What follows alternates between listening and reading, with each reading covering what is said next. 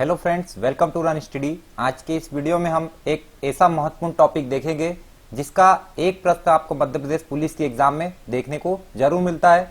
और मध्य प्रदेश पुलिस की एग्जाम का जो तीसरा पोर्शन होता है जिसमें मैथ्स और साइंस आता है, उसमें आपको रेखाएं और कोण का एक प्रश्न देखने को जरूर मिलेगा।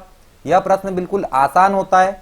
यदि आपने इसके बेसिक समझे है, इसको समझा है, तो आप आसानी से अपने एग्जाम में अपना एक नंबर बढ़ा सकते हैं।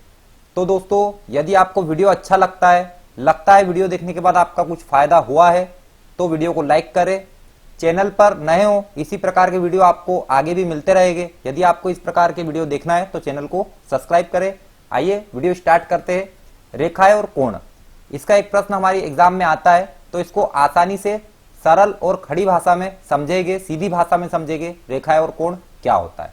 तो देखिए, सबसे पहले आपको एक चीज यहां पर समझना पड़ेगा। जैसे मेरे पास एक रेखा है, मैंने बनाया हुआ है, यहां से मैं यहां तक आता हूं तो मेरे को चलना पड़ेगा 90 डिग्री। कितना चलना पड़ेगा? 90 डिग्री।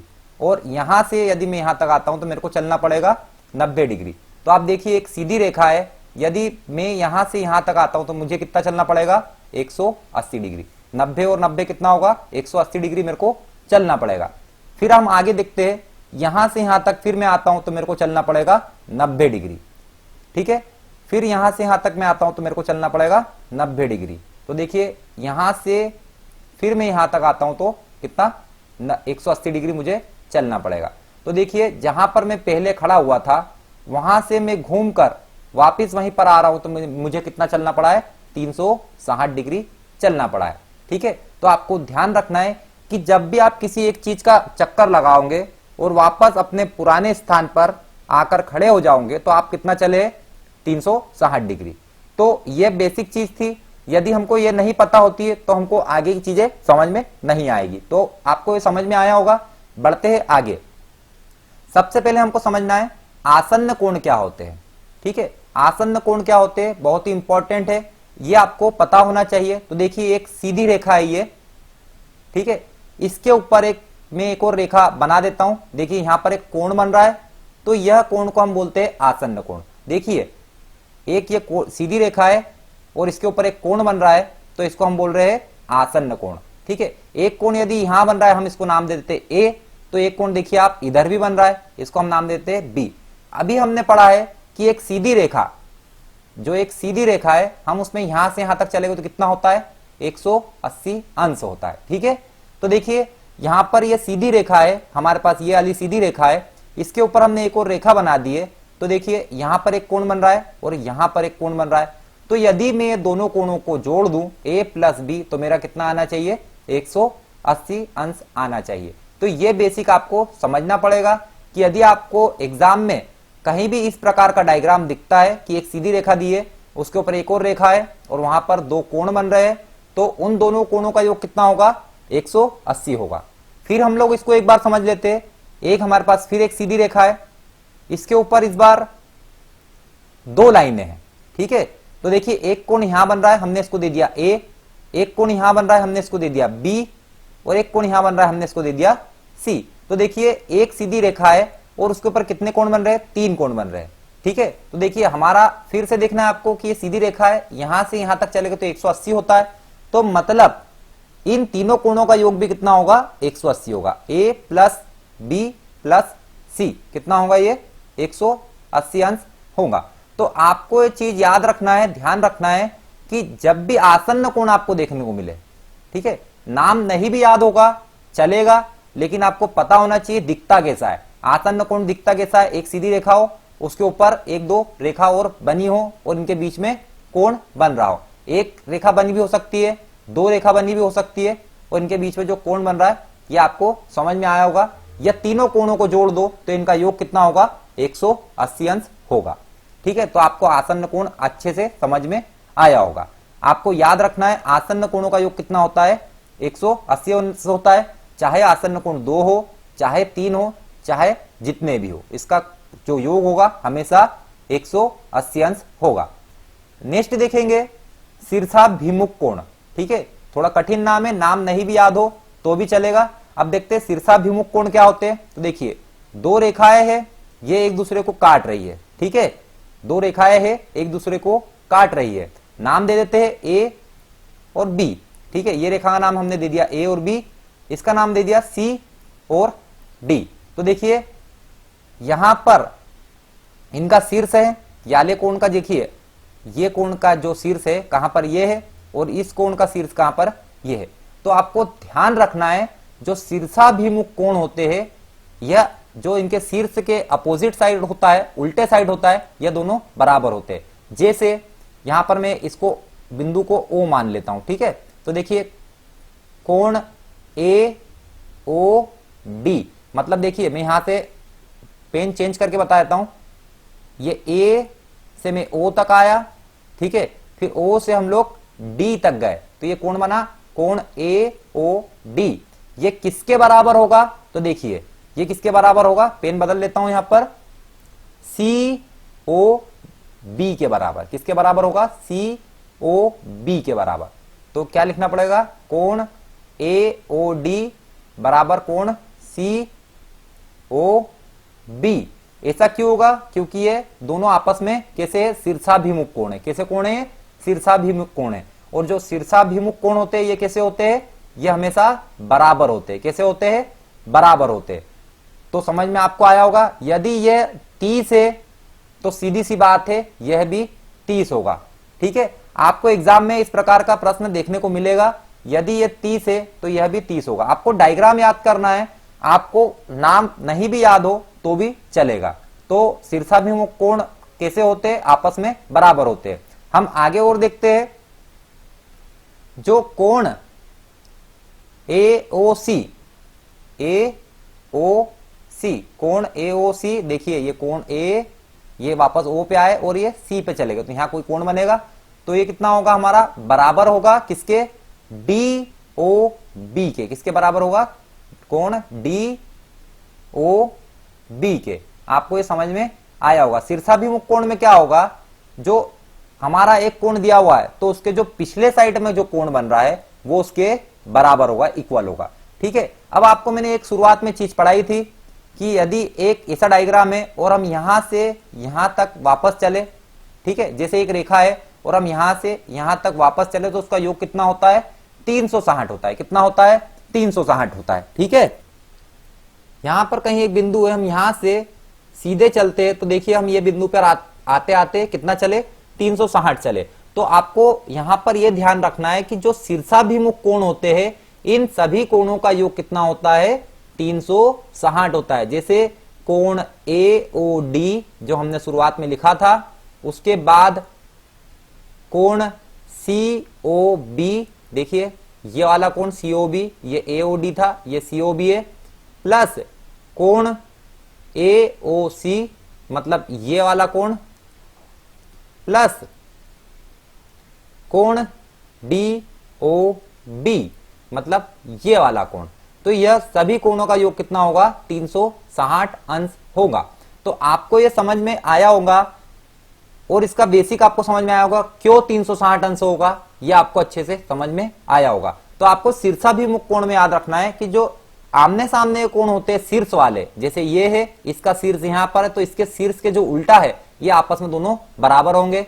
यहां पर कोई कोण है तो इसका शीर्ष यहां पर शीर्ष के उल्टे वाला कैसा होगा? बराबर होगा। ठीक है, तो देखिए कोण AOD बराबर है कोण COB के, तो हमने ये लिखा। ठीक है, कोण AOC, तो ये कोण AOC बराबर है DOB के, देखिए हमने लिखा। तो आपको अच्छे से समझ में आ गया होगा। अब यहां पर इसको मैं थोड़ा सा और आपको अच्छे से समझा देता हूं। देखिए हमने शुरुआत में इसको 30 माना था कि यह कोण 30 है, तो हमने बोला था यह भी 30 होगा। तो देखिए 30 और 30 कितना हो गया हमारा? 60 हो गया। कितना हो गया? ये 60 हो गया। 30 और 30 कितना हो गया? 60 हो गया। यदि हमसे एग्जाम में पूछता है कि कोण AOC का मान बताइए, कभी आपको देता है कि कोण AOD का मान 30 है और आपसे पूछता है कि AOC का मान बताइए, तो आप किस प्रकार से बता सकते हैं? देखिए आपको ये 30 दिया है तो आपको यहां पर पता है कि इसके विपरीत वाला शीर्षाभिमुख कोण भी 30 का होगा। तो 30 और 30 कितने हो गए आपके? यहां पर 60 हो गए। ठीक है, और हमको यह भी पता है कि इन सभी कोणों का योग कितना होता है? 360 होता है। तो 360 में से कभी यह और यह 60 हो गए, तो बचा कितना 360 में से आप 360 में से आप 60 घटा दीजिए, तो 360 माइनस 60 यदि हम करते हैं तो कितना आएगा 300 आएगा। ठीक है, तो यह जो कोण बचे हुए हैं दोनों कोण, इनका मान कितना है 300 है। कितना है 300 है। तो दो कोणों का मान 300 है और दोनों कोण क्या है समान है। ठीक है, तो हम इसको 2 से भाग दे देंगे तो हमारा उत्तर कितना आ जाएगा 150। तो आपको यह समझ में आया होगा। बढ़ते हैं नेक्स्ट की ओर। यह हमारा एक ही बिंदु पर बने कोण कैसे होते हैं। ठीक है, तो आपको ध्यान रखना है, ये कोई मेरे पास एक बिंदु है और इस बिंदु से विभिन्न प्रकार की रेखाएं निकल रही है, क्योंकि एक बिंदु से कितनी भी रेखाएं निकल सकती है। आपको ध्यान रखना है, एक बिंदु से कितनी भी रेखाएं, अनंत रेखाएं निकल सकती है। तो देखिए कितनी भी रेखा निकल दी है। जैसे मैंने रेखा का नाम ए, बी, सी, डी और ई दे दिया। तो यहां पर जो कोण बनेगा, यहां पर जो कोण बनेगा, यहां पर जो कोण, यहां पर कोण, यहां पर कोण, तो सिंपल सा है, एक ही बिंदु से निकलने वाली रेखाओं पर बने कोणों का योग 360 होगा। हमने अभी पढ़ा था कि यदि हम यहां से चलकर वापस यहीं पर आते हैं तो कितना होता है 360 होता है। यही बेसिक है। यदि आपको यह चीजें आने लग गई तो आपका एक नंबर पक्का हो जाएगा। आगे हम अगले वीडियो में इसके जो प्रश्न होते हैं उसको भी सॉल्व करेंगे। तो आगे देखते हैं संगत कोण। ठीक है, संगत कोण यह आपको मालूम होना चाहिए, इस प्रकार के प्रश्न एग्जाम में पूछे जाते हैं। तो देखिए मैंने यहां पर एक रेखा बनाई, आपको इस प्रकार का डायग्राम याद रखना है। एग्जाम में भी आपको इसी प्रकार का डायग्राम देखने को मिल जाएगा। तो ये दो रेखाएं हैं, इसको एक रेखा प्रतिच्छेद कर रही है, तो आपको बताना है इसमें संगत कोण कहां पर है। तो देखिए याला यदि मैं कोण लेता हूं तो इसके साथ में कौन सा कोण दिख रहा है मुझे, ये वाला दिख रहा है। तो इसके संगत कोण कौन सा होगा, ये वाला होगा। जैसे मैंने इसको कोण ए मान लिया तो ये भी कोण कितना हो जाएगा ए हो जाएगा। जैसे इसका मान हम लोग मान लेते हैं 60, तो ये भी कितना हो जाएगा 60 का हो जाएगा। तो इसको बोलते हैं संगत कोण। आपको समझ में आया होगा संगत कोण किसको बोलेंगे। भले कोण का नाम नहीं याद हो, लेकिन डायग्राम में आपको मालूम होना चाहिए कि ये वाला कोण ये वाले कोण के बराबर होगा। एक और डायग्राम, यही डायग्राम को दूसरे एंगल से देखते हैं, फिर हमारा यही डायग्राम बनाए। तो देखिए यदि मैं बोलता हूं ये वाला कोण, हमको एग्जाम में दिया हो ये वाला कोण, हमसे पूछा हो ये वाला कोण, तो ये 30 का है, तो मान लीजिए ये भी 30 का ही होगा, क्योंकि देखिए ये भी क्या है संगत कोण है। ठीक है, फिर एक बार देख लेते हैं, फिर से बना लिया है। यदि हमको यह कोण दिया हुआ है, ठीक है, यह कोण दिया है, तो ये भी क्या हो जाएगा उसके संगत हो जाएगा। यदि ये 120 का दिया है तो ये भी कितने का हो जाएगा 120 का हो जाएगा। अब आपको थोड़ा सा यहां पर ध्यान रखना है, संगत कोण का यदि आप डायग्राम देख रहे हैं तो इसमें आपको आसन्न कोण भी दिखेगा, आपको इसमें शीर्षाभिमुख कोण भी दिखेगा। तो देखिए हमने जैसे यहां पर इस डायग्राम को देखते हैं, हमने जैसे इसको कितना मान लिया 30 मान लिया। तो देखिए ये इस प्रकार से यहां पर एक शीर्ष बना रहा है, शीर्ष के जो विपरीत है इसको हम कौन सा कोण बोलेंगे, इसको हम बोलते हैं शीर्षाभिमुख कोण। यदि ये 30 का है तो ये कितना होगा, ये भी 30 का होगा। ठीक है, और यदि ये दोनों 30 के हैं तो आप समझ गए होंगे ये 30 और 30 कितने 60। और यदि मैं यहां से ऐसा एक चक्कर लगा लेता हूं तो कितना होता है 360 होते हैं। तो 30 और 30 60 तो ये खत्म हो गए, यहां पर बचा मेरे पास कितना 300। मतलब ये वाला कोण और ये वाला कोण ये कितने के 300 के, तो 300 में 2 का भाग दे देता हूं तो कितना आएगा मेरे पास 150। तो ये वाला कोण भी कितना हो जाएगा 150 का हो जाएगा और ये वाला कोण भी 150 का हो जाएगा। तो आपको बहुत मजा आने वाली है, यह बहुत ही इजी है, एक नंबर आपका आराम से इसमें बनता है। तो देखिए ये यदि 150 का है तो इसका संगत कोण कौन सा होगा, ये वाला होगा, तो ये भी 150 का होगा। इस टॉपिक के जो आप प्रश्न हल करोगे तो इसके कम से कम 4 से 5 प्रकार से आप इसके आंसर लेकर के आ सकते हो। तो आपको संगत कोण समझ में अच्छे से आया होगा। अब बढ़ते हैं अगले की ओर। अब ये एकांतर कोण, तो नाम नहीं भी याद हो तो भी चलेगा। फिर हम डायग्राम बनाते हैं, ये हमने डायग्राम बनाया। ठीक है, अब इसमें एकांतर कोण क्या होगा, जैसे ये एक कोण है और ये दूसरा कोण है, जहां पर जेड बने, ठीक है, जहां पर अंग्रेजी का जो शब्द होता है अक्षर होता है जेड बने, तो देखिए जेड बन रहा है, तो जहां भी जेड बने वो एकांतर कोण है। ठीक है, जहां भी जेड बने वो कैसा कोण है, एकांतर कोण है। ठीक है, जैसे ये हो गया हमारा 60 का, तो ये भी हो जाएगा हमारा 60 का। आपको ध्यान रखना है एकांतर कोण किसको बोलेंगे, जहां पर जेड बने।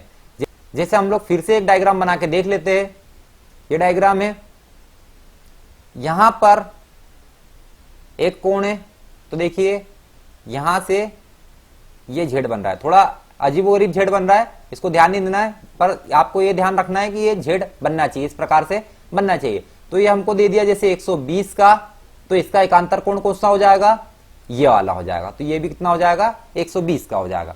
ठीक है, आपको समझ में आया होगा। यदि आपके पास एकांतर कोण आपको समझ में आ गया तो आप यहां से, यदि आपको ये 60 मिल गया तो आप इसको भी 60 बता सकते हो, और डायरेक्ट संगत कोण से भी आप बता सकते हो कि ये 60 है तो इसका संगत कोण भी 60 का है। तो आपको अच्छे से समझ में आया होगा एकांतर कोण क्या होता है। इसके अलावा इस टॉपिक में कुछ भी नहीं है। इसके बाद एक और चीज आपको समझना है, इसके अलावा टॉपिक में कुछ भी नहीं है। अब है संपूरक कोण। संपूरक कोण क्या होते हैं, तो देखिए फिर हम डायग्राम बनाते हैं। ये बनाया मैंने डायग्राम। ये जो रेखाएं होती है समांतर होना चाहिए, समांतर होना चाहिए मतलब एक दूसरे को काटना नहीं चाहिए। ये जो याली रेखा है, जैसे हम इसको बोल देते हैं ए बी रेखा, और हम इसको देते हैं सी डी रेखा। ठीक है, ये A B Rekha C D रेखा को कभी नहीं काटना चाहिए, तो ही ये समांतर कहलाएगी। यदि ये इस प्रकार से होंगी तो हमारा ये प्रश्न हल नहीं होगा। ठीक है, क्यों नहीं होगा, क्योंकि हमारे को इसमें समांतर रेखाएं चाहिए। तीसरी रेखा भले इसको काट दे, पर ये दो रेखा आपस में नहीं काटना चाहिए। तो संपूरक कोण की बात करें तो जैसे मेरे पास यहां पर एक कोण है, तो इसका संपूरक कोण यह होगा। अब आपको ध्यान रखना है कि जो संपूरक कोण होते हैं इनका योग 180 अंश होता है। ठीक है, जैसे ये 60 का है, ठीक है, ये 60 का है, तो ये हमारा हो जाएगा 120 का। ठीक है, क्यों, क्योंकि संपूरक कोणों का योग कितना होता है, 180 अंश होता है। आपको ध्यान रखना है संपूरक कोण किसको बोलेंगे, ये कोण जस्ट इसके सामने का कोण होता है संपूरक कोण। तो एक कोण यदि 60 का दिया है तो दूसरा कितना हो जाएगा, 120 का हो जाएगा, क्योंकि हमको उनका दोनों का जोड़ कितना करना है, 180 करना है। यदि 120 का ये वाला है तो फिर देखिए सिरसा भी मुक्कोण बन गया, ये वाला भी 120 का हो जाएगा। ठीक है, ये 60 का है तो ये वाला भी 60 का हो जाएगा, और जब ये 60 का है तो ये भी 60 का हो जाएगा। अब हिसाब लगा लीजिए, इन सभी कोणों का योग कितना होना चाहिए, हमारे हिसाब से 360 होना चाहिए, क्योंकि एक फेरा लग रहा है यहाँ पर, एक चक्कर लग रहा है यहाँ पर। तो देखिए 120 और 120 कितना, 240, 240 और 60 300, 300 और 60 360। तो आपको ये टॉपिक में समझ में आया होगा। अगले वीडियो में हम इसके प्रश्न करके देखेंगे। वह प्रश्न करेंगे जो एग्जाम में आते हैं, एमपी पुलिस में पूछे गए हैं, उससे थोड़े से एडवांस लेवल के प्रश्न भी देखेंगे। तो दोस्तों, यदि आपको वीडियो अच्छा लगा है तो वीडियो को लाइक करें। चैनल पर नए हो, इसी प्रकार के वीडियो और इसी प्रकार के टॉपिक देखना चाहते हो, अपने एग्जाम में आप अपने नंबर इंक्रीज करना चाहते हो, तो चैनल को सब्सक्राइब करें। वीडियो देखने के लिए आप सभी का धन्यवाद।